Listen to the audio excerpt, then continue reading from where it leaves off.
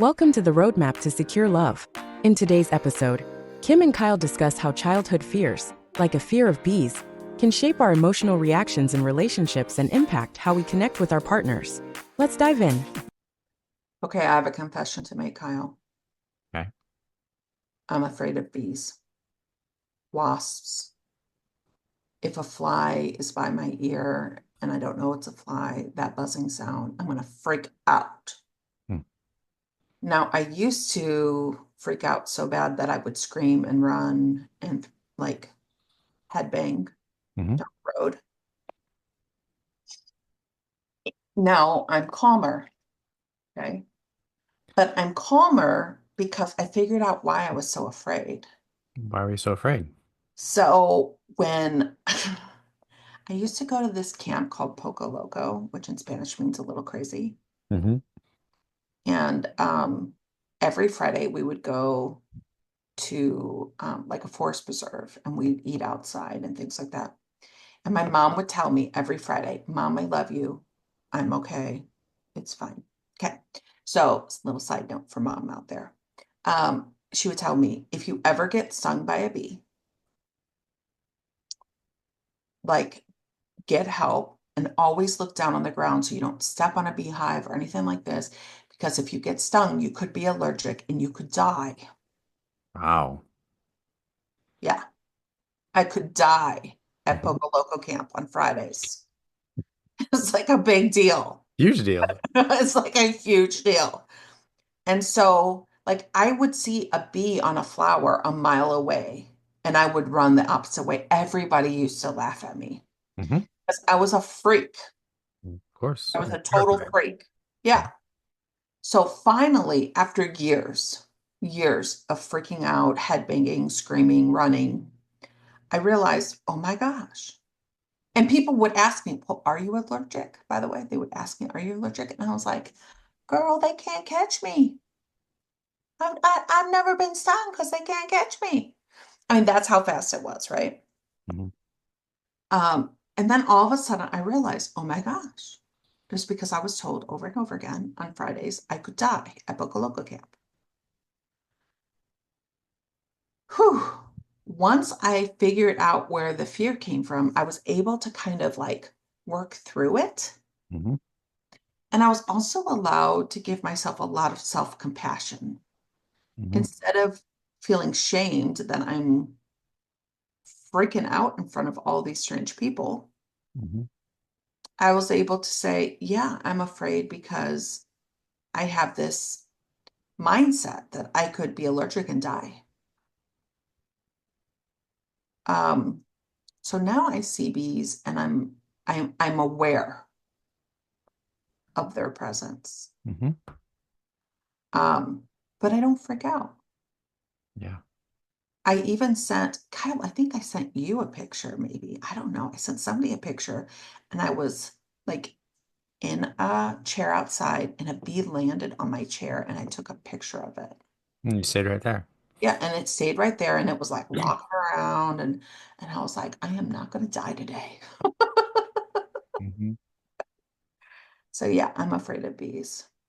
But I think the story about bees is a playful way for us to look at also what we do in our relationships, right? Is we often have pretty intense reactions, right? Maybe when my partner says something, I just shut them out. I stonewall them. I don't want to see them. I get in my car and I drive 50 miles away. So I just don't want to deal with them. Or I get pissed and angry and get louder. Or I tell myself, yeah, here's confirmation. I am a shitty human. I am the worst. And I gotta pull away from my partner. I gotta push them away because I am such a bad person. Yeah. All those coping strategies, all those protections, as we might call it from emotionally focused couples therapy, what I see is a lot of clients or even myself, right? When we have those things show up, then it's like, yeah, that's kind of who I am, right? Or that's right, that's my partner's causing me this. The problem is Even when we get regulated, we don't have that curiosity that you talked about with the bee. Where did this come from? Well, it makes perfect sense. If you were told you're going to die, that you'd be so terrified you'd be running 6 miles to get away from a bee, right? It's true. Same thing from attachment.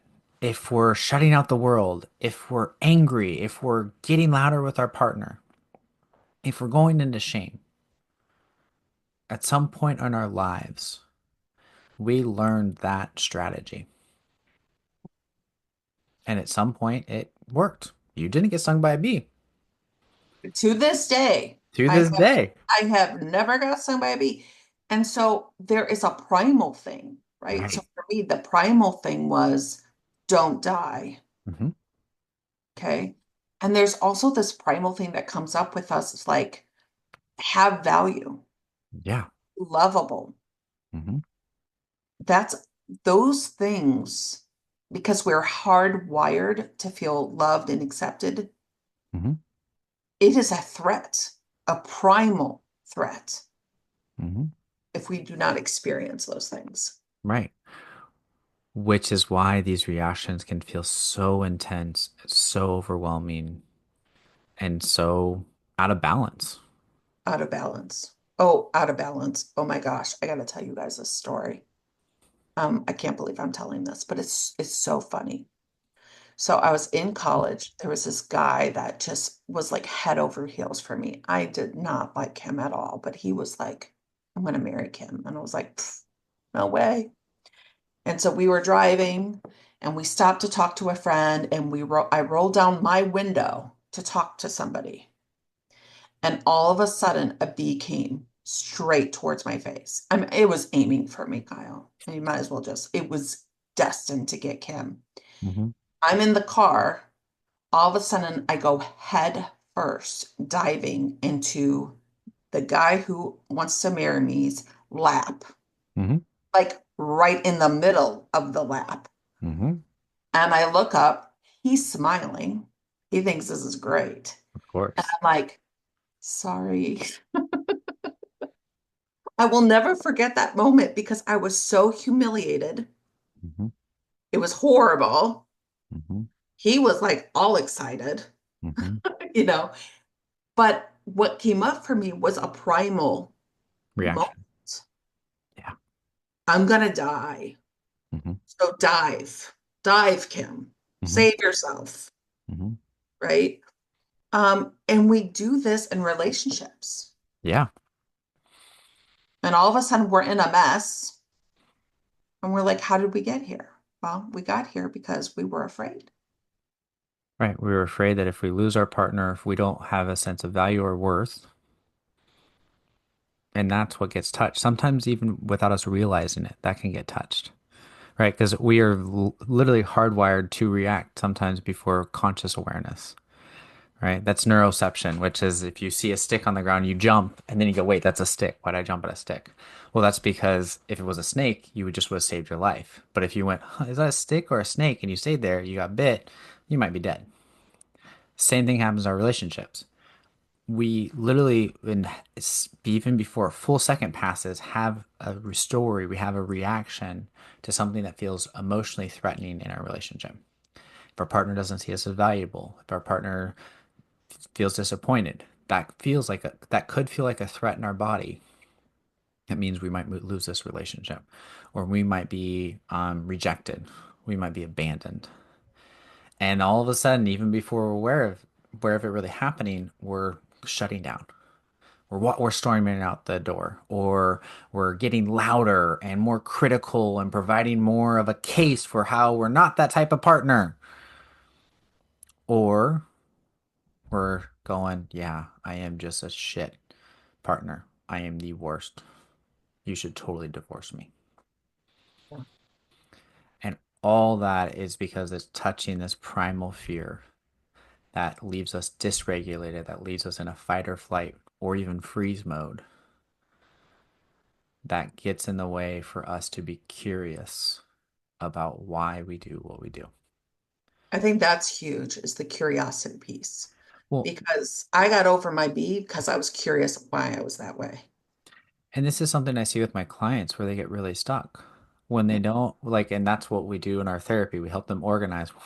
Why is that the move your body does, right? Where did you learn that? Well, I learned this because that's what my mom used to do, or that's how I was treated, is I was supposed to self-sacrifice, right? Or I had to get loud to get heard. Well, of course.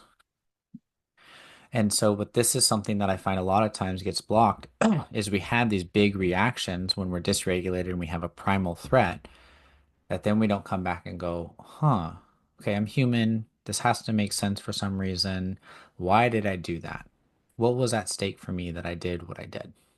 Instead, we often go, wow, I'm a crazy person for getting so loud, or wow, I am a piece of garbage and I don't deserve a relationship. And so we don't ever get to a place where we get regulated and go, okay, if my friend was having this experience, how would I talk to them about that? How would I hold them? What would I ask them? What would I say to them? Would I tell them they're a complete jerk for getting so loud? Or would I say, what happened? That's not who you are. What happened in that moment that you got so angry? What happened that you stormed out the door? Yeah. Right? Yeah. I'm hearing two things from you, Kyle, which I think is really important. Number one, to have self-compassion, that when we feel threatened in relationships, our biggest thing is to protect ourselves. And sometimes that comes out a little sideways. Yeah. Okay. So compassion. And then the second thing, the two C's here is we've got to be compassionate and then we've got to be curious. Mhm. Why did I do it this way? What was at stake for me that I felt like it had to be done this way instead of another way? Right. So compassionate. Whew, I just had a reaction. I wonder what that's about. Curiosity, the two C's. Mhm. When what this does is it starts to give us a pathway to understanding ourselves. And when we understand why we might do what we do and what's at stake for us, right? I get critical and angry at you in hopes that you'll change your behavior so that I will feel safer or I'll feel more secure. Now, what we know as couples therapists is that often doesn't create that. But being able to talk to our partner about, hey, I don't feel safe or I don't feel cared for, here's what's going on for me, often does, Yes. right? And so being able to be compassionate about ourselves and then curious about why we do what we do can really help us start to pave a new path to do things differently. Today's episode reminded us that our fears, whether of bees or emotional triggers, often have deep roots. Key takeaways: 1. Understand your triggers. 2. Practice self-compassion. 3. Embrace curiosity. 4. Regulate emotions. And 5. Rewrite your relationship patterns. Follow the roadmap to secure love on Apple, Spotify, and YouTube. Sign up for the Secure Attachment Path course to learn practical tools for building secure connections. Link in the show notes. Until next time, stay connected and keep listening with love.